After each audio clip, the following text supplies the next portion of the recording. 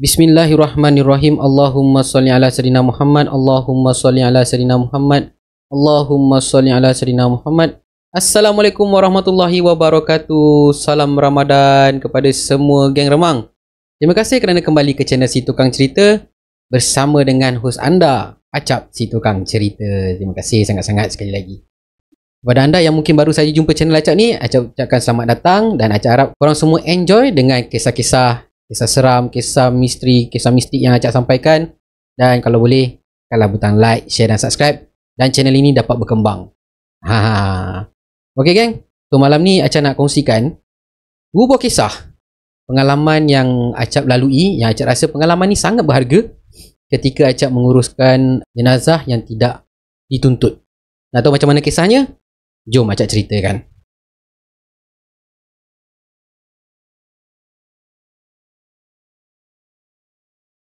Semua kisah yang Acap nak ceritakan malam ni berlaku setahun sebelum PKP. Okey? Ketika kejadian yang pertama ni berlaku ketika itu kami dapat syarikat Acap lah company ayah Acap lah terima satu panggilan daripada salah sebuah hospital di Johor Bahru. Okey. Mereka menghubungi kami kerana mereka nak melupuskan 3 jenazah wanita warga asing, lebih tepat lagi warga Indonesia yang tak dituntut dah hampir 9 bulan geng. Jadi selepas dokumentasi semua selesai, dia hantarlah surat, dokumen-dokumen yang berkaitan semua dekat company kita dan kita teliti apa semua. Alhamdulillah kita dapat carikan dana untuk urus 3 jenazah ini untuk dikebumikan lah. Okay? Sampailah tiba masanya Acap dan tim semua turun ke Johor Bahru untuk menguruskan jenazah ni. Dan waktu itu kami tak dapat nak booking tanah kubur dekat-dekat dengan kawasan hospital, dan panel kita mencadangkan supaya jenazah bertiga ni dikebumikan di tanah perkuburan Haji Manan di Keluang. Dan pengurusan jenazah, mandikan jenazah, kafan jenazah semua akan dibuat di tempat pengurusan jenazah di Keluang lah, tempat panel ni. Okey. So selesailah semua dokumentasi apa semua. Acap pun dah booking van jenazah semua. Kita nak bergerak. Acap ingat lagi hari tu hari Ahad. Kita akan bergerak pada hari Ahad jam 10 pagi. Sebab kita target sebelum asar kita dah settlekan jenazah ni. Tapi geng, nak dijadikan cerita, entah macam mana, mungkin ada miscommunication antara pemandu van dan juga pengurus jenazah yang lain. Mereka sepatutnya kena hantar jenazah lain pada hari dan waktu yang sama. Kita dah cuba kau tim lah, cuba berbincang, tak boleh juga. Diorang nak juga hantar jenazah yang sebelum ini pada jam yang sama tu. So terpaksalah kita menunggu, delay lebih kurang Acap rasa lebih kurang dekat 2 jam macam tu kan. Jadi bila Acap cek dekat dalam bahagian forensik, dalam bilik mayat, masa tu pegawai yang bertugas adalah kita bagi nama watak dia Cik Saleh. Cik Saleh ni dia dah minta pegawai bawahan dia dah keluarkan dah jenazah ni, tiga jenazah ni keluarkan daripada peti sejuk tu. Dan bila letak dalam peti sejuk tu kan dia beku. Bila dia keluar dia macam daging lah, jadi defrost. Nak tak nak kena tunggulah. Lepas tu Acap dia juga cakap dengan pegawai tu, bang, tak boleh ke masukkan dulu kan, sementara nak tunggu van jenazah ni sampai. Jadi pegawai ni cakap tak boleh dek kan, sebab peti untuk simpan jenazah yang bertiga ni dah diisi dengan jenazah-jenazah yang lain. So diorang dah tak boleh nak keluarkan lagi. Takut jenazah yang baru dimasukkan tu nanti akan rosak atau jadi perkara-perkara yang tak diingini lah. So nak buat macam mana kan, terpaksalah tunggu. Tunggu 11.45 macam itu van jenazah pun sampai dekat hospital. Okey. Membayangkan kepada anda semua kawasan bilik mayat tu dia bahagian belakang Jabatan Forensik.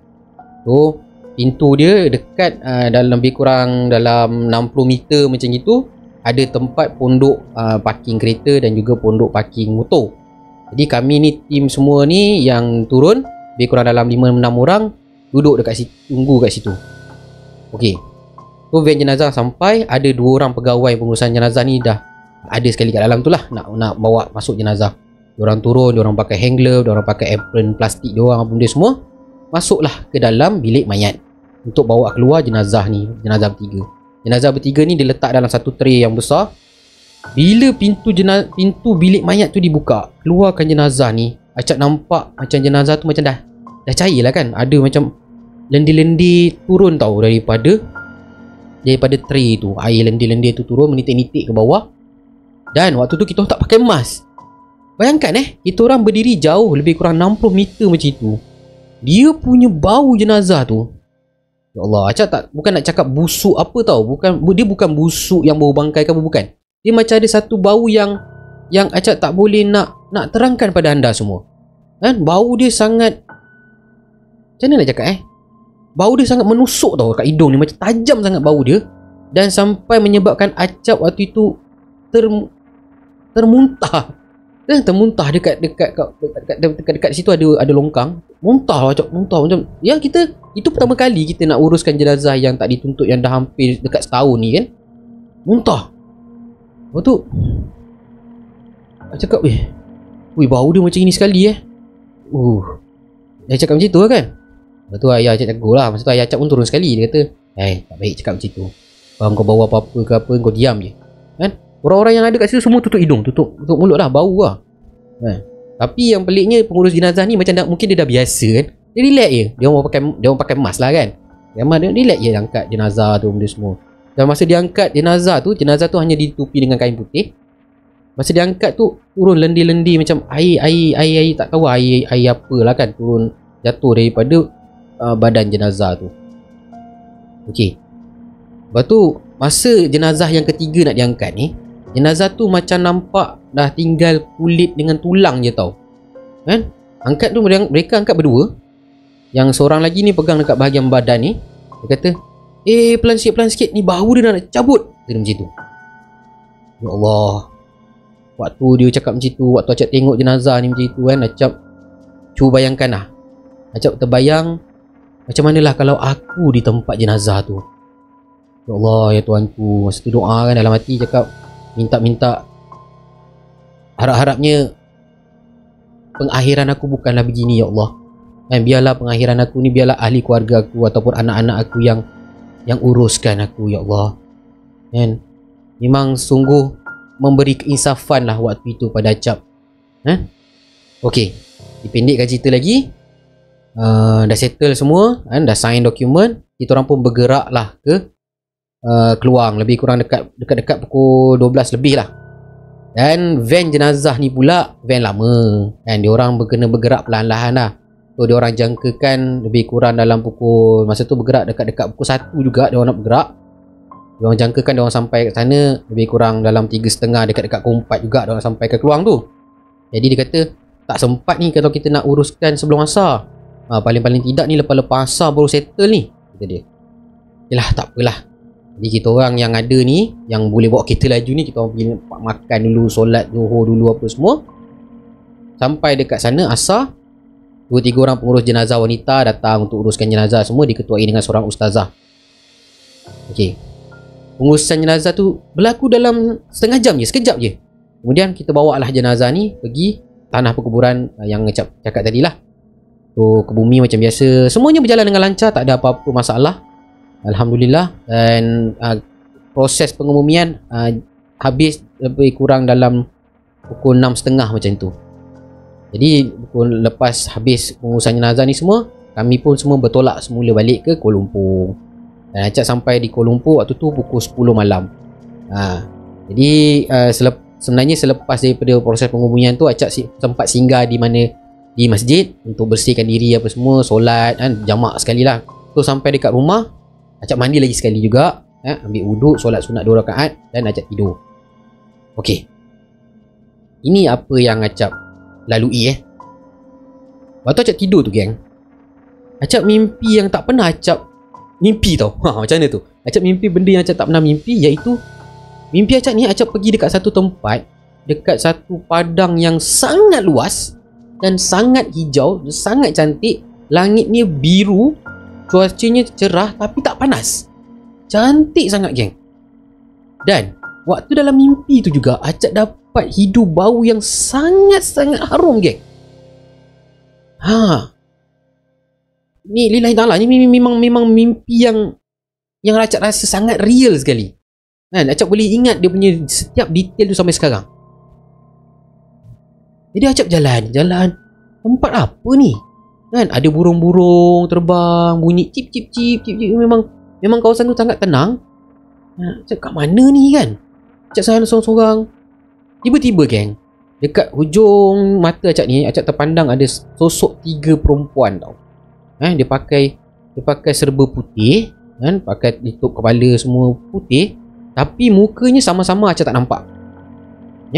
Sosok tubuh tu memang nampak sosok tubuh perempuan lah kan, pakaian dia semua kan. Dia datang bukan jalan gitu tau, dia datang macam tergebang, macam dia slide pergi kat Acap tau. Acap takut lah kan. Oh ni apa ni? Nak apa ni? Dan tiba-tiba seorang tu dia pergi ke belakang Acap, dan 2 orang lagi ni pegang tangan Acap punya lengan sini dengan sini. Seorang sebelah kiri, seorang sebelah kanan. Dan tiba-tiba Acap terbang Acap terbang. Dan Acap nampak masa Acap terbang tu, Acap nampak kat bawah tu memang sangat cantik, dengan bunganya yang mekar. Memang indah sangat kawasan tu. Dan sampai kat satu tempat tu, diorang turunkan Acap. Dan diorang tiba-tiba hilang. Dekat kawasan ni ramai orang. Acap dapat tengok ramai orang. Dan ada budak kecil, ada budak besar, ada orang tua kan. Acap nampak, tapi tak dengar suara diorang. Dengar macam keadaan yang sangat happening, sangat gembira kat situ. Ada pokok-pokok, ada sungai, memang cantik sangat lah kawasan tu. Acap tak boleh nak gambarkan kecantikan tempat tu macam mana tau. Dan Acap berjalan. Tiba dekat satu sungai. Sosok tubuh 3 perempuan ni sedang berdiri di bawah pokok. Dekat tepi sungai tu ada macam satu pokok renek. Pokok renek yang merimbun daunnya macam itu. Dan dia pandang ke arah Acap. Jadi Acap pun macam, ini siapa kan 3 orang ni Jadi Acap datang mendekat. Dekat dengan dia orang. Belum sempat Acap nak tanya. Dalam hati Acap nak tanya, awak ni siapa? Awak ni nak apa? Kenapa bawa saya pergi sini? Acap nak tanya macam tu kan. Belum sempat Acap nak tanya, tiba-tiba Acap rasa bahu Acap ni ditepuk. Pak macam tu. Dan Acap terbangun lah. Dia terbangun. Astaghfirullahalazim, subhanallah. Acap masih berada atas katil rumah Acap. Di sini Acap kejut Acap lah. Dia kata, bangun, solat subuh. Nanti takut lewat ni, dah pukul 6 lebih dah ni. Bangun, solat subuh. Astaghfirullahalazim. Bangun lah, kita bangun nak solat subuh semua. Acap duduk sekejap kat tepi katil, memikirkan apa maksud mimpi, apa benda yang Acap mimpikan ni tadi kan. Dan masa kita nak bangun, biasanya kita akan usap muka kita kan, usap rambut kita apa semua kan. Masa Acap nak usap muka tu, Acap terbau wangian yang sama dalam mimpi Acap tadi ni dekat tangan Acap. Acap terbau wangian tu dekat tangan Acap. Jadi Acap pun macam senyum, pergi ambil wuduk, solat subuh macam biasa. Dan Acap masa habis solat subuh tu, kita buat tahlil ringkas sikit dan sedekahkanlah Al-Fatihah kepada arwah yang 3 jenazah wanita tadi tu. Okey. So pagi tu dah settle semua, hari Isnin kan. So Acap lambat sikit datang office, dalam lebih kurang lepas Zuhur baru Acap sampai office lah masa tu. Sebab kita dah memang ambil half day. Acap jumpa dengan salah seorang staff Acap yang dia ni kira macam ustaz jugalah. Dia ilmu agama dia agak tinggi jugalah. So dia lebih tua daripada Acap. Acap jumpa dengan dia. Assalamualaikum ustaz. Kenapa? Muka pucat dia tanya kan. Dia cakap lah, malam tadi mimpi gini. Acap ceritalah apa yang Acap mimpikan malam tadi. Dia kata, ustaz tu cakap lah, saya ni bukannya pandai nak tafsirkan mimpi kan, tapi anggap je lah mimpi tu anugerah daripada Tuhan kan. Mungkin tak tahulah, mungkin 3 jenazah yang kita uruskan tu nak ucapkan terima kasih kepada awak lah kan, kepada Ashraf lah gitu. Anggap je lah benda baik kan. Doa sedekahkan Fatihah untuk diorang. Okey lah tu, tak mimpi yang bukan-bukan kata dia. So geng, itu pengalaman yang pertama Acap uruskan jenazah yang tak dituntut. Dapatkan merchandise eksklusif T-shirt Geng Remang oleh si tukang cerita. 50 tempahan terawal akan menikmati harga serendah RM55. Jadi apa anda tunggu lagi? Tempah sekarang selagi slot masih ada.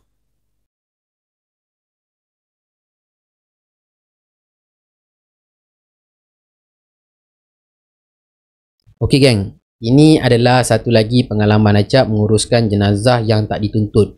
Dan kisah ni agak menyentuh hati Acap sebenarnya. Alright, cerita dia macam ini. Satu hari kita dapat email daripada salah sebuah hospital di negeri Pahang. Kalau tak silap Acap, hospital tu berada dalam kawasan Kuala Lipis. Alright. So macam biasalah, dia hantar kita dokumen, macam-macam lah ada nak yang perlu kita uruskan.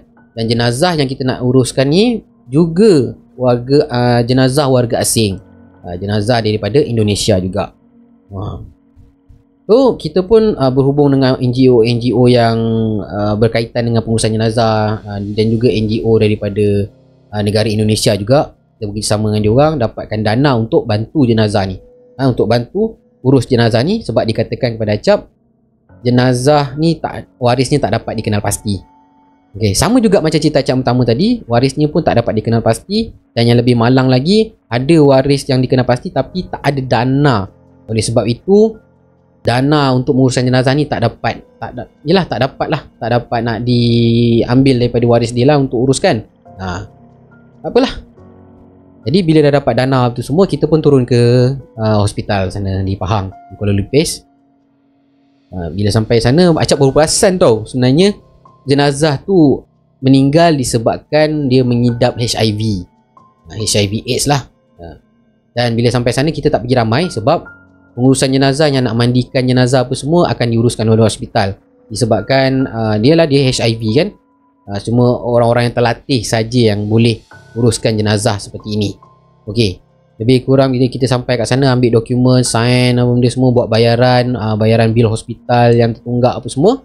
Alhamdulillah waktu itu solat fardu zuhur, ramai juga ada kat sana. Rezeki jenazah tu lah, rezeki arwah, ramai yang datang untuk bersama-sama solat jenazah untuk dia. Dan kemudian kita bawa ke tanah perkuburan yang terdekat untuk kita kebumikan. Alhamdulillah urusan semua lancar, tak ada apa-apa masalah. Sangat mudah. Dan diceritakan kepada Acap, waktu mandikan jenazah ni, jenazah tu seolah-olah sedang tidur je waktu tu. Dah habis settle semua proses pengumumian, Acap dan Tin ajaklah pegawai-pegawai hospital ni tadi pergi minum, pergi makan lah kan. Diorang pun setuju.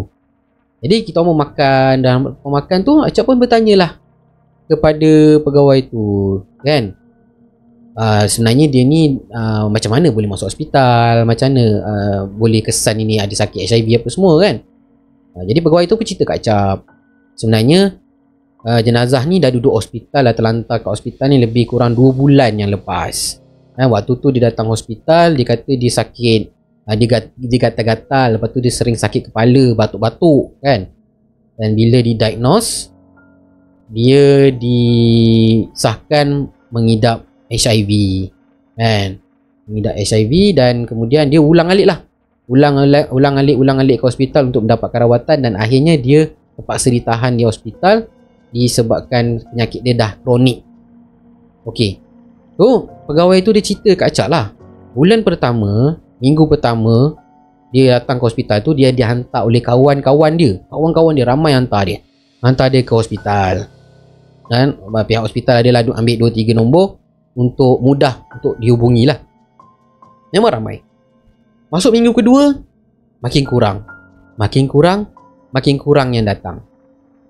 Okey, sampai kan yang 3 orang ni, yang boleh dikatakan sebagai pewaris di Malaysia ni, akhirnya telefon tak dapat, tak angkat telefon, ataupun nombor yang dihubungi tu dah tak ada dalam perkhidmatan dah.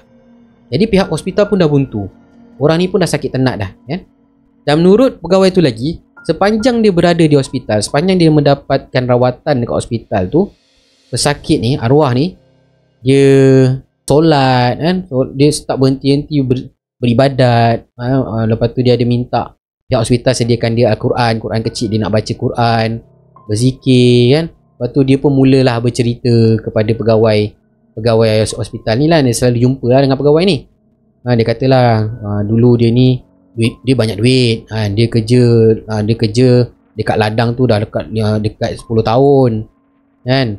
Dah dekat 10 tahun sampai kan bos dia percaya kat dia, dan dia pun dah jadi toke kat ladang tu dah kan.